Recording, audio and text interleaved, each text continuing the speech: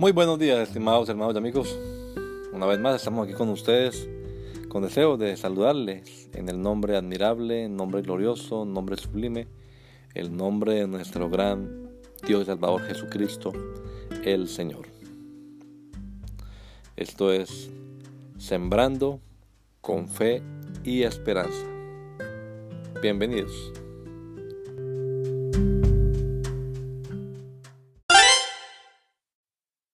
F. The existence of objective morality. 1. Universal morality. Like the issue of consciousness and free will, humans have a universal belief in right and wrong.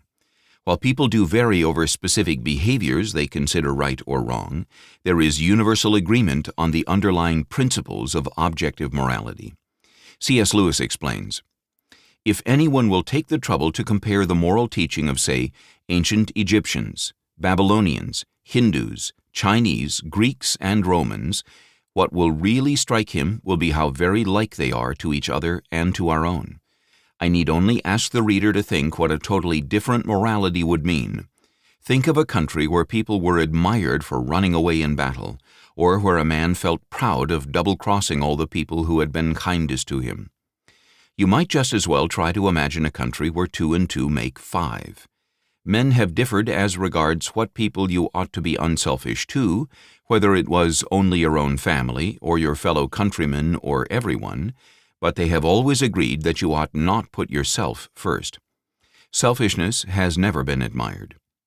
Men have differed as to whether you should have 1 wife or 4, but they have always agreed that you must not simply have any woman you liked." Which worldview best explains the existence of objective morality? The question is not whether naturalists can be moral, or even whether they can know morality, but whether naturalism as a worldview can adequately account for the existence of objective morality. Selfishness has never been admired. Men have differed as to whether you should have 1 wife or 4, but they have always agreed that you must not simply have any woman you liked. There are some exceptions to Lewis's statement, "Selfishness has never been admired." One is Nietzsche.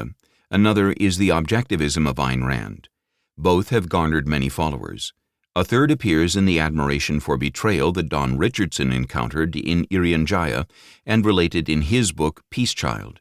But in defense of Lewis, we can point out that in the BBC talks that became Mere Christianity, he is referring to the consensus of society rather than to individual thinkers or groups within a large historic culture.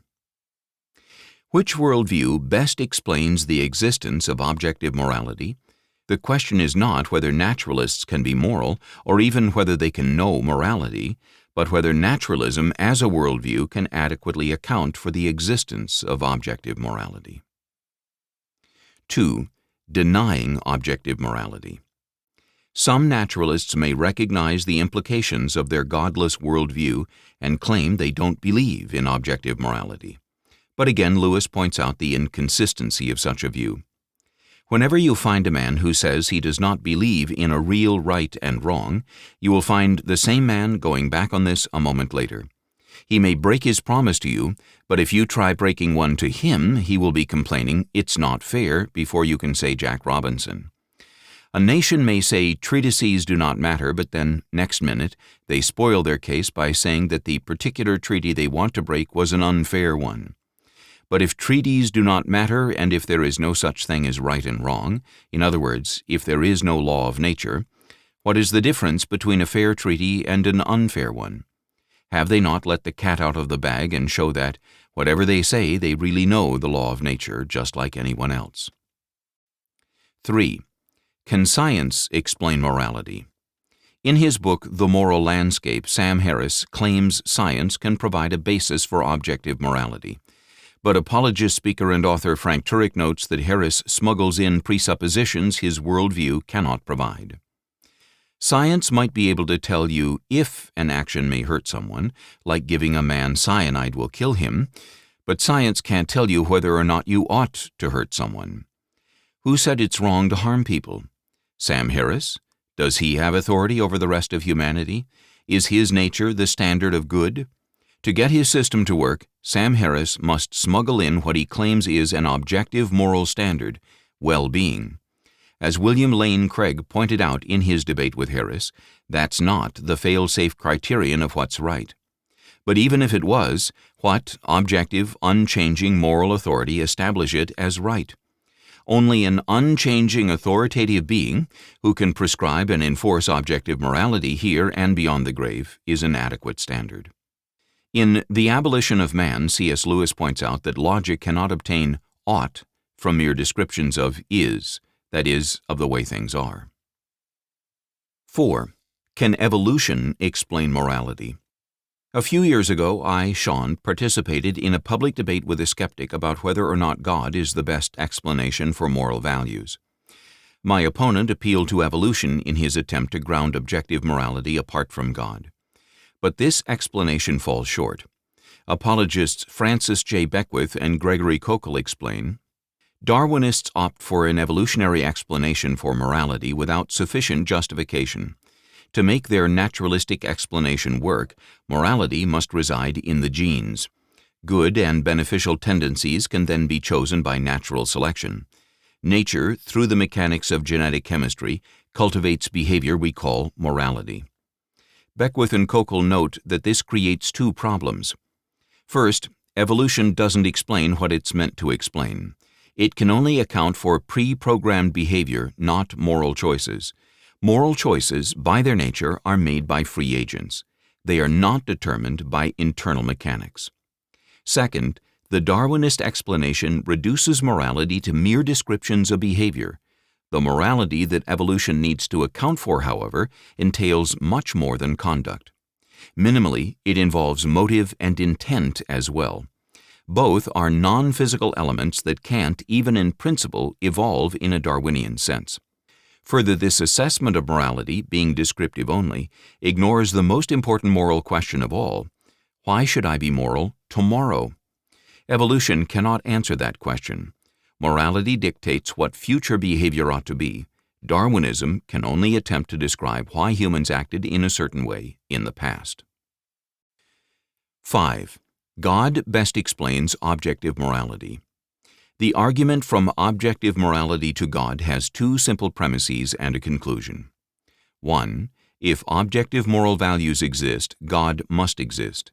2. Objective moral values exist. 3. Therefore, God must exist. In terms of support for the first premise, we have seen that humans have a universal belief in objective morality. And, as Lewis noted, those who deny objective morality will inevitably end up in contradiction.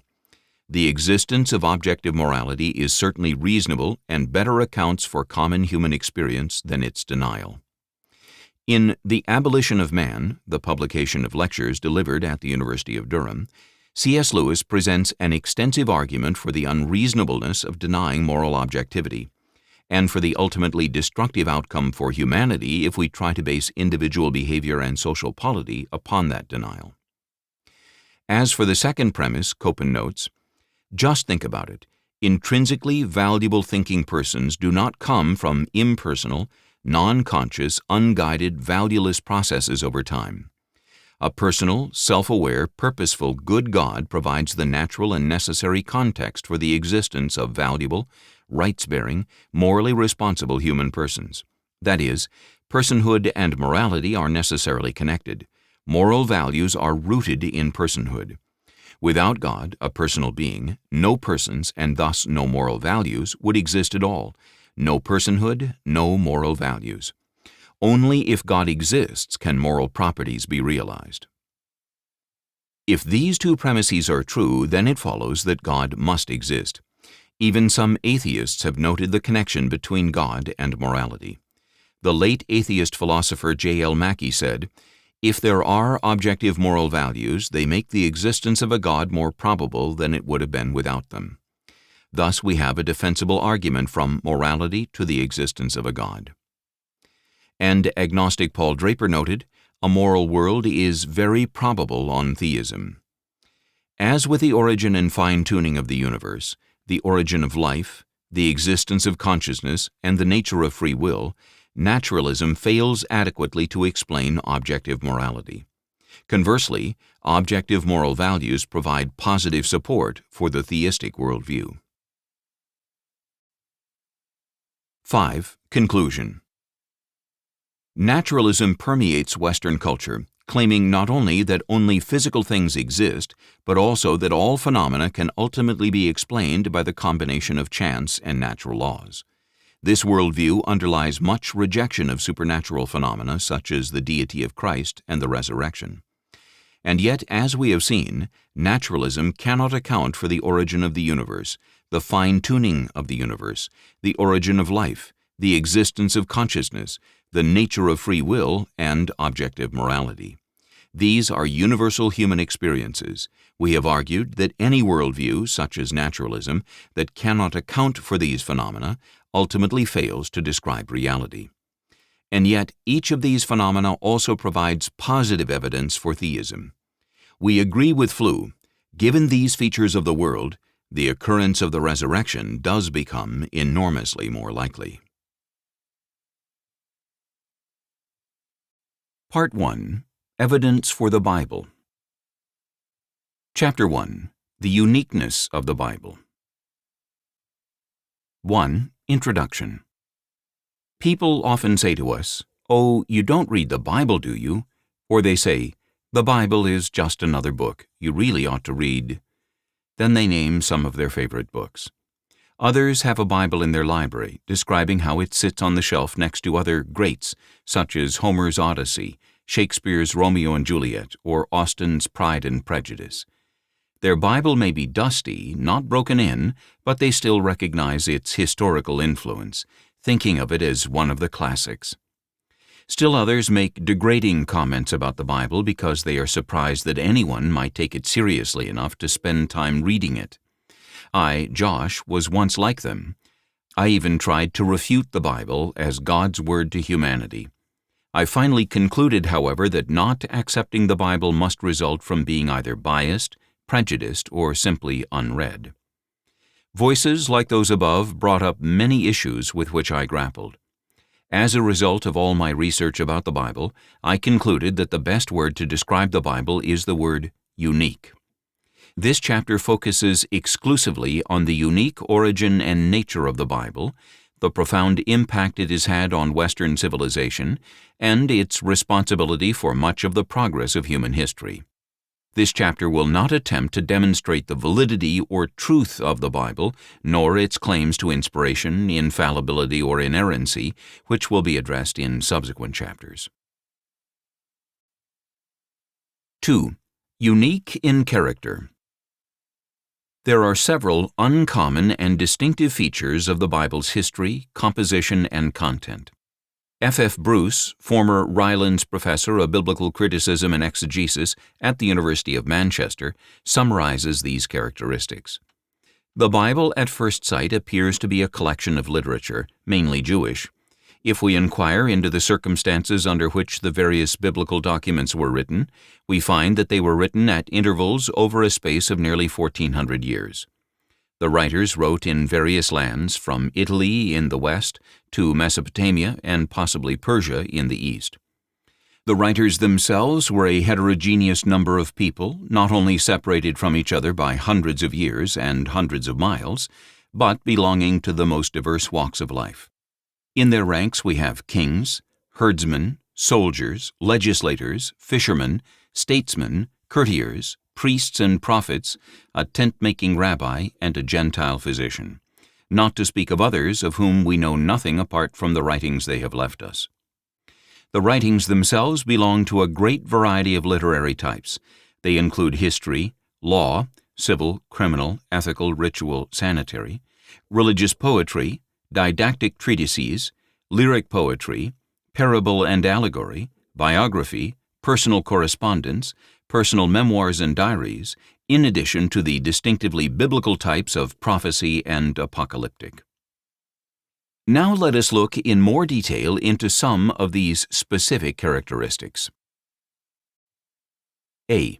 Unique in its time span.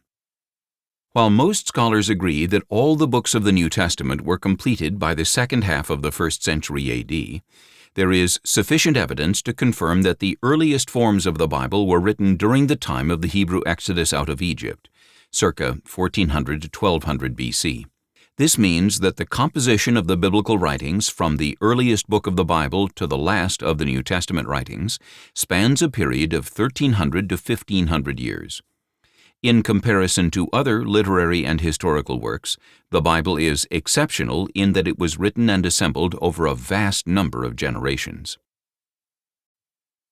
B. Unique in its geographical production. Unlike most other literary works, the composition and transmission of the biblical books did not emerge from a homogeneous community located in a single region of the ancient world. Rather, these works were written by people in areas as diverse as Rome in the west, Egypt in the south, and Mesopotamia in the east. This amazing geographical and ethnic diversity distinguishes the Bible's origins from that of all other books. C. Unique in its authorship. The Bible is as diverse in its authorship as it is in its production over a long period of time and the multiple geographical regions in which it originated. Authored by approximately 40 different people, some known, some unknown, and edited and preserved by countless scribal schools and communities, the Bible preserves for us the writings of a vast array of different personalities from widely divergent social circumstances. We discover kings surrounded by power and wealth, for example, Solomon on the one hand, to lower-class Galilean fishermen, for example, Peter and John, on the other. Between these two socioeconomic extremes, one finds an exiled prince, Moses, military leaders, for example, Joshua and David, trained philosophers, for example, the authors of Job and Ecclesiastes, a tax collector, Matthew, a historian, Luke, and a zealous Pharisee, Paul. These authors recorded the stories of all kinds of people. Professor Mary Ellen Chase remarks, "The storytellers of the Bible understood men and women of all sorts and in all conditions. There is literally no type of person whom they have neglected. All are here, the wise and the foolish, the rich and the poor, the faithful and the treacherous, the designing and the generous, the pitiful and the prosperous, the innocent and the guilty, the spendthrift and the miser, the players of practical jokes and their discomfited victims, the sorry, the tired, the old, the exasperated young, misled and impetuous girls, young men who lusted and young men who loved, friends who counted no cost for friendship, bad-mannered children and children well brought up, a little boy who had a headache in a hayfield, a little servant girl who wanted so much her master's health that she dared to give him good if unpalatable advice. Once one discovers such persons as these, still alive after many centuries, they become not only fascinating in themselves, but typical of persons whom we know today. D. Unique in its literary genres. The Bible is also unique in that a multitude of distinct literary forms and genres can be found within its pages, as complete compositions consisting of a single genre, for example, Song of Songs, or complete compositions imbued with multiple genres, for example, Exodus. Gerd Tyson, professor of New Testament at the University of Heidelberg, highlights the importance of biblical genres. Biblical texts are of various sorts. Treatment of one sort of text provides practice in dealing with all texts of the same sort. Narrative, poetic, legal, and argumentative texts of the Bible can therefore be treated as exemplary, as well as the various biblical genres identified by that area of biblical scholarship called form criticism. In principle, no single sort of text is privileged. Central themes appear in all forms. Creation is recorded as narrative. Trust is expressed in prayer, Psalm 23. Monotheism is mandated in a commandment, Exodus chapter 20, verse 2. Justification is expounded in a disputatious letter, Romans. Theodicy, the question of God's justice, is examined in wisdom dialogue, Job. The Bible is not a homogeneous text, but a compendium of different forms and genres. Each must be appreciated on its own terms. Other ancient literary works utilize a multiplicity of literary genres, but the biblical authors use them in order to focus their audience's attention on one supreme meta-narrative. Alison Jack, professor of Bible and Literature at the University of Edinburgh, illustrates the interplay between this unifying biblical motif and the multiplicity of literary forms. While one overarching story may be discerned, involving the central character of the one God, creator and sustainer of the earth, and his relationship with those who accept a relationship with him and those who do not, there are many different voices behind the books of the Bible. A multitude of literary genres are found here, from long and short narratives to poetry and song, genealogies and historical accounts, biography, letters, and apocalyptic writing. These voices tell different versions of the story from a variety of perspectives. This audiobook is continued on Disc 4.